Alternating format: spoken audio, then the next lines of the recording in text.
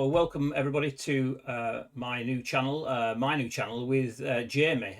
The two of us are going to be looking at talking politics, and we actually both come from different ends of the spectrum here in terms of our ages. I'm an old geezer, and I'm over 60 now, just over 60. And Jamie comes from the very young end of politics. And Jamie's going to tell you how old he is if he wants to. But what we've decided to do is join together to start talking politics. And in particular, myself and Jamie came into contact through our thoughts and support for reform.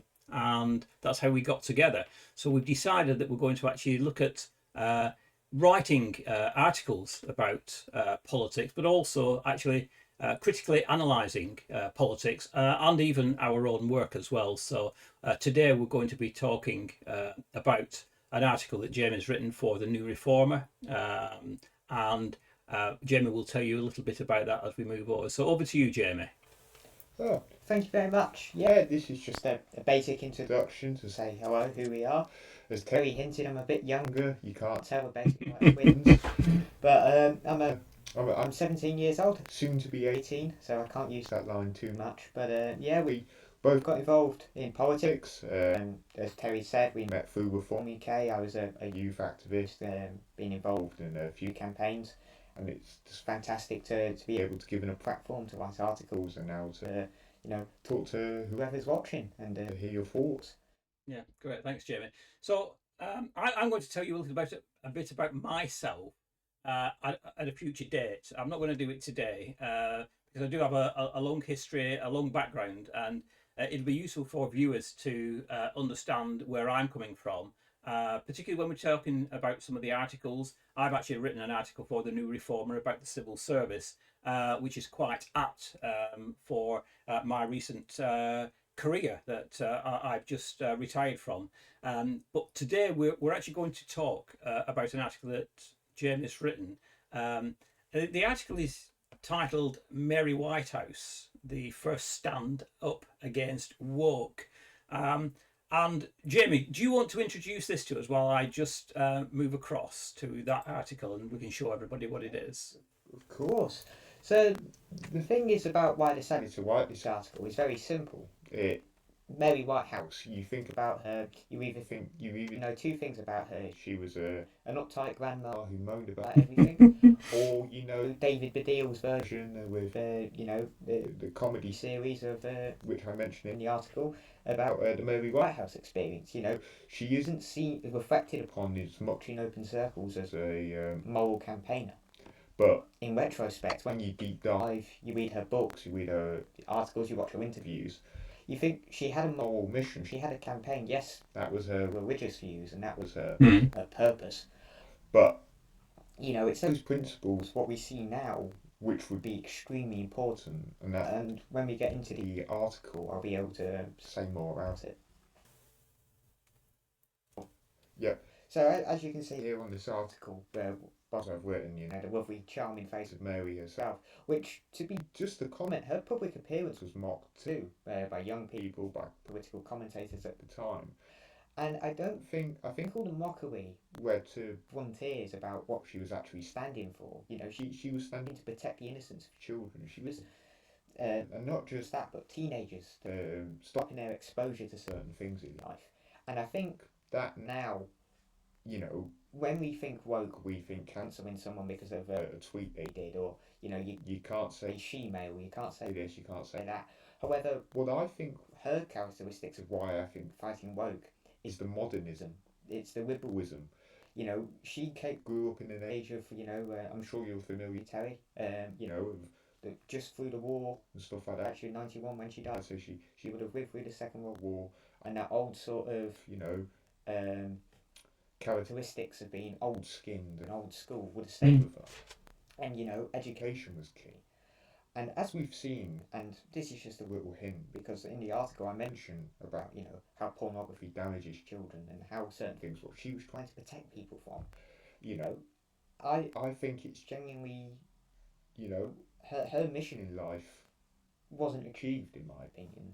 I mean, it's with the rise of the internet on the phone, you can get anything you want on one of these. You know, you can do whatever you want, and it's unfortunate because when she was around in the peak of her campaigns in the 70s and 80s, you know, you had to be a certain age to buy a porn mag after she passed the legislation was passed. You had to be 18.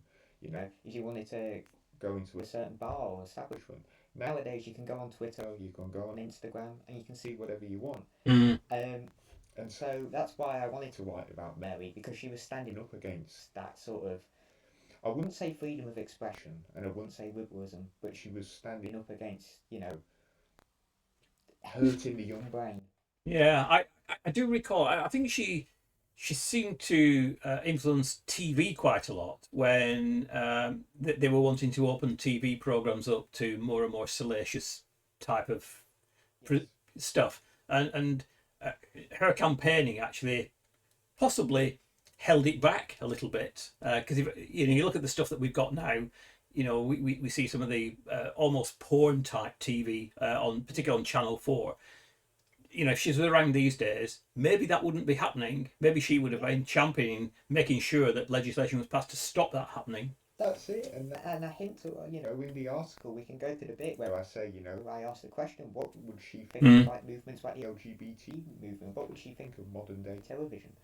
It's one of those things where we don't know, and it would be really interesting to have her insight because, you know, to be totally honest, I used to think it was hilarious watching some of her stuff, her old-fashioned glasses, she turned her street from dreary Wayne into happy Wayne and stuff like that because, she didn't want things like that in her life. And I suppose that was down to her religious upbringing, hence her views on homophobia and things like that.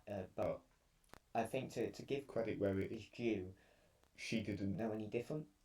And I think that was the sign of the times, and possibly that's one of the benefits of this computer age, that we can fact check everything.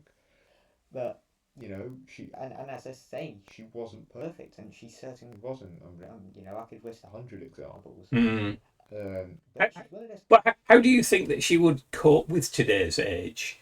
With the technology that we've got, because it moves so fast. Well, as you'll see in one of the bits of the article, I mention about her views on computers and computer age, and she was fearful of it because, as I mentioned about porn mags in shops, she knew that you can't tell someone's age on a computer. They may have a pop-up, you must be over 18. No one's going to abide to that if they want to watch this content. And same with like the Channel 4, all these programs, Yeah. surgery and things like that. Not that I divulge into what but, I don't know where she would have been. I think she would have been writing a lot of letters and points of view, that's for sure, I think we see that now with several, campaigners speaking about it, but I don't think it's the same impact. I don't think any commentator has the level of influence she did. I mean, look, she had Charles Brandworth, always helping her when he was a junior MP. You had that lord, I've forgotten his name now, but with the crazy hair. They did the investigation into child pornography, and she helped pass legislation because up until 1978 it was illegal to have child porn in this country. So when I hear people make fun of her, and when I see it, and I regret, to be totally honest, I know she wouldn't have heard me, but when you joke and you think, oh, silly old woman, what she was doing was right. She was protecting young people, whether they liked it or not. And I think no one took it until now, when you sort of realise, the cut downs and effects it's really had on the world. Oh, what's the background? This woman who managed to push so much through Parliament. You mentioned to me earlier that she wasn't an MP, but she had lots of things that went through Parliament and bills were passed and in her favour. How was she funded? Where was she coming from on all of this? She come from a very strict religious movement. I mean, she was part of the student Christian movement, which I'm not sure if that's still going now. But, and so she always had a voice, God was on her side and things like that. And I think because of her works, the Moral Rearmament Society in, I think it's the Oxford Group or something, she got noticed a lot by what she said, and this was in the 1930s, you know. And I think it was the 50s she got TV coverage for the first time on Woman's Hour, if you remember that. Yeah, yeah. That program. Yeah, and she got published on that, and she sort of started being, talking about being a housewife, a subject, and things like that, because it was around the coronation. So her words must have pleased many people who were the old-fashioned as it was, and she got coverage on the Sunday Times, and I think it was the Guardian, not the Guardian, sorry, the Telegraph and other articles, because she wrote quite a lot of things about homosexuality in the scene. I don't cover that too much, her background. I mainly just cover in the article her sort of, what she did in terms and why we should judge it positively. Yeah. I think she was the first to define woke, because woke is such a diverse word. 40 years ago, woke wasn't a word, but that sort of culture was associated with hippies and, rockabillys and people and Greece and people like that. Now it's associated with the Guardian tofu eating woke artists. Not that I know people in the Guardian, so they're friends of mine, but it's a strange one. You can't really judge it. I mean, from your point of view, Terry, I know you don't know much about her, but what would you say is your perception of her? I think that we miss people like her these days. I think that if she was around today, I think she would have been quickly cancelled. So the airtime that we give to people like her these days is quickly shut down. They're silenced, and some of her views, I suspect, would be classed as extreme. I think that she would have been vilified, whereas back then her views were very conservative, very sensible in many instances, and some people would have thought, well, okay, the world changes and we've got to change with it. But there is. Yeah, sorry, go on. No. I'll tell you what. In the article you can see now, if you scroll towards the bottom, she, talked quite a bit about, on debate and giving reception to everyone, and I mentioned about deplatforming and cancel culture. And so Mary Whitehouse, she would have been completely against that, because she used to give sex kingpins and people who are in the porn trade, platforms on her media shows, and debate them openly, give them airwaves and media attention, and basically, try and work out their thought process. She had the Playboy kingpin, one of those chaps from Playboy Eurocon, and she debated him and things like that. And she, I wouldn't say she would be considered a feminist, but I definitely would as well, because equality, she campaigned heavily, put a lot of effort and hours into making sure juries had 50% women, so you'd have a balanced perspective on things, which, at the time was considered unnatural. I mean, this is the era, the 60s, when she rose to prominence, was the era of when women belonged in the kitchen. That was the media stereotype of, it was still there that every woman will be a housewife, they get married at a young age, they have their kids, and they grow up. I'm sure you would have experienced that in your, Yeah, absolutely. Yeah. The public stigma. So for Mary to transition from being, an outspoken feminist to being considered, the moaning granny, the person who disagrees with everything and doesn't like joy, I think is wrong, because she campaigned heavily. You don't put that much effort into something if you don't believe in it. No. And I don't think she would ever admit she was wrong. I mean, I think her granddaughter mentioned, I read an article on the BBC, funnily enough, and her granddaughter briefly mentioned that she doesn't think that she would apologise for her views on homosexuality, because that was her belief. Yeah, absolutely. And it's similar with Anne Widdecombe's position, because her religious upbringing. I think people should be allowed to have those views. I think that,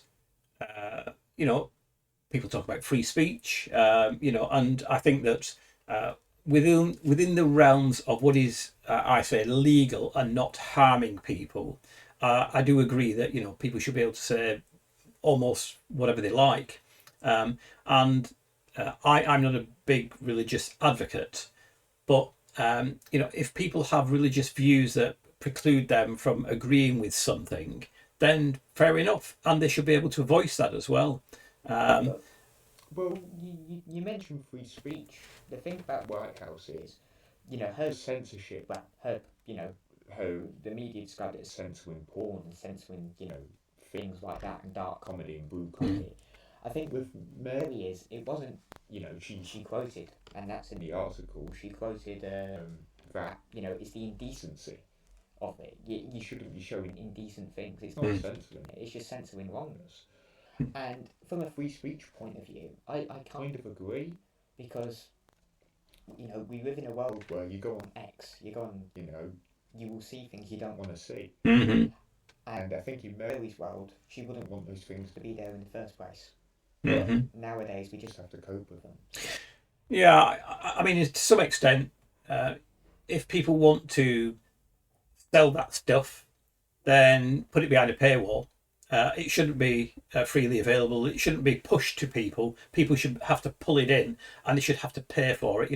I'm not against pornography being available online, but there should be limitations as to who it's available to and how it's available. You know. Yeah, absolutely. I mean, I'm a 17-year-old, and luckily I've never had any encounters with things Mm-hmm. like that. But I know friends and people like that who have been exposed to, Mm-hmm. pornography, things like that, and it's unfortunate because, I don't want to sound old school, but it does damage your perception of people, in Mm-hmm. my opinion. Yeah. Yeah. And I think, you're at such a age, especially now, there's so much anxiety in this country. I mentioned that in another article, Mm-hmm. mental health crisis. There's so much anxiety that porn and, cheaply available things doesn't help. Fast food, Mm-hmm. things like that doesn't help. So to be a youngster, and I think it goes back to Whitehouse's key principles. She was trying to help others. Maybe her mission was on a religious point of view, but it was a morality campaign. But it could be interpreted as she was trying to preserve the youth as it was. I Mm-hmm. mean, nowadays you saw that you would have seen the article. What was it? 40% of youngsters don't pick up their phones. Mm-hmm. 50% of youngsters don't respect people on the street. They don't say hello, or they wouldn't hold the door open for a stranger. You know, I'm complete opposite. When we first met Terry, I'm polite to everybody, Mm-hmm. and that's not because I was growing up in the Mary Whitehouse Academy, but but it's because it's instinct for some people. But unfortunately, that instinct's shifted, and I keep saying if Mary, but I genuinely want to know what would Yeah. her take be on this world. Yeah, it'd be really interesting. You talk there about the fact that you're quite open, you approachable, you quite easily approach people, and the 40% you say that people of young people in particular, are probably in that space where they wouldn't do that. All they're concerned about is their phone. That's society of today, and I think society has changed for the worse. But I think me and you are going to need to talk about that a little bit more on another one of these. Absolutely. Because I'd also like to have a chat, I think, about religion as well, because I did mention that I'm not particularly religious there, but I fully admire people who are religious because they have something to believe in, and I think that'd be a great one for me and you to pick up on at some point. Absolutely, and we could cover all aspects and all religions because, I mean, you can go from Islam to Christianity. It's all instincts and morals. But going back to the article, one of the reasons why I wrote it as well was just because that's my common thought with her. But I realised that perception. You Google, you look at forums, and people still make fun of her to this day in a way. Yeah. Or and I just wanted to see, and it's got some warm reception. Yeah. What people think of her, and why I think of her in that way. I mean, as I say, she wasn't perfect. I'm not saying she's a godlike figure, but what was it? Sorry, I'm just bear with me. I'm just going to quote something from the article. Oh no, yes. So this is links to Mary Whitehouse, and I mention this here if you. It's just towards the sort of middle of the article. Right. It starts with according to the BBC, and according to the BBC, in 2021, 80% of school-age girls school age girls in a high school found themselves pressured to provide sexual images. 80%. Mm. It's crazy.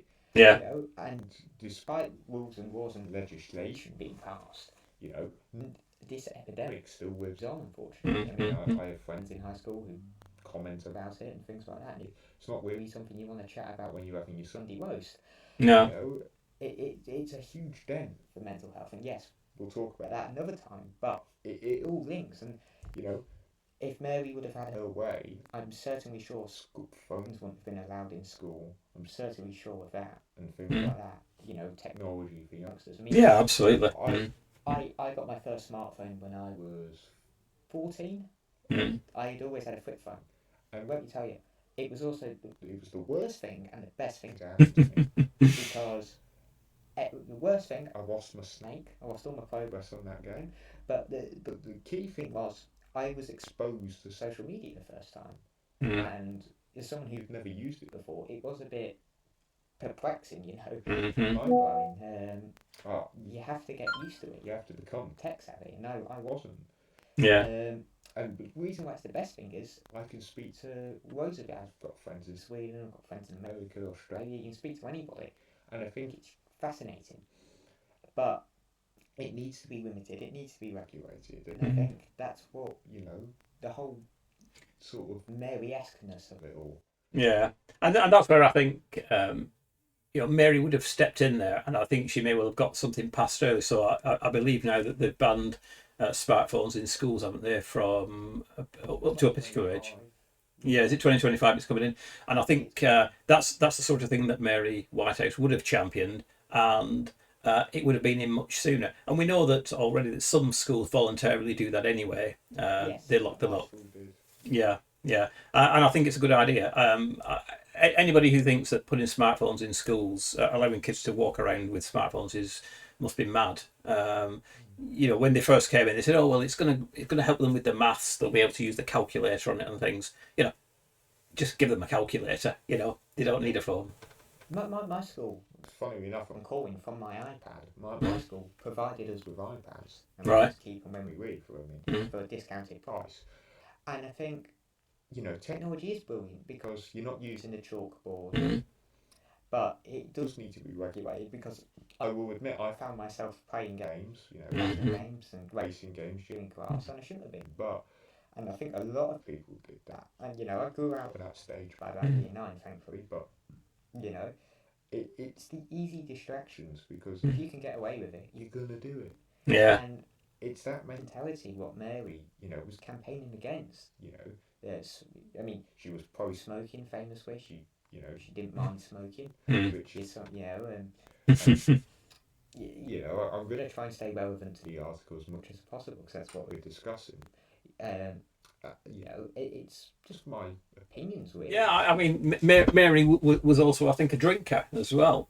Yes. And you know, on the one hand, she was very moral about certain things, and yet she was a drinker and a smoker.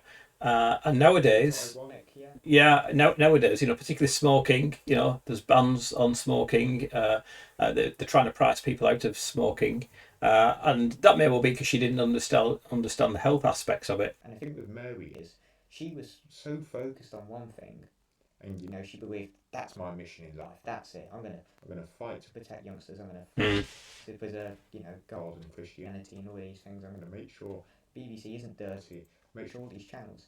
And I think those general aspects she forgot about. I think, you know, and I'll tell you what, when it came out that cigarettes may cause cancer, what was it one company used? Our cigarettes don't cause cancer, they're toasted and stuff like that, you know. Yeah. As if it does any difference, or that cigarettes protect you from asbestos poisoning, you know.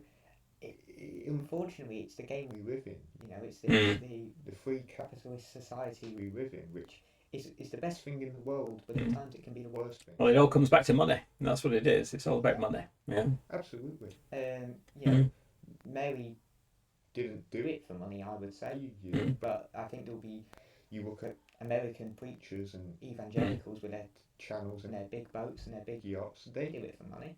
And they probably got their motivation from a civic campaigner like Mary Whitehouse. Yeah, absolutely. Maybe not the fashion sense, but Yeah. I mean, and I just want to comment as well. Bear with me 2 seconds. Yes, she said pornography is the dirty face of capitalism, and we talk about money there. That's why I wanted to mention it. You know, and it's very much true, because David Gold, who was the part owner of West Ham United, once said, you know, pornography should be considered a charity service if it makes a man happy. You know, I think that was the inkling. I talk about places like Soho being cleaned up and being in different areas. You know, that's an all different issue in itself. Maybe she wouldn't like gay bars and stuff like that, but you know, you can go to areas of London which were considered red light districts. You can go to areas in Manchester what are considered red light, and they're clean. You're not going to be exposed to anything. Well, I think we've done Mary Whitehouse there, and for those people still watching, Jamie has his article on the new reformer. I'm going to put the link in the description below, so that you can actually look at it. There are other articles there as well from Jamie. There's one piece there from myself as well that we're going to talk about on our next broadcast, which is about the civil service. And we'll come to that next time. Hopefully within a few days we'll be able to do that one as well. Thanks everybody. That's a wrap.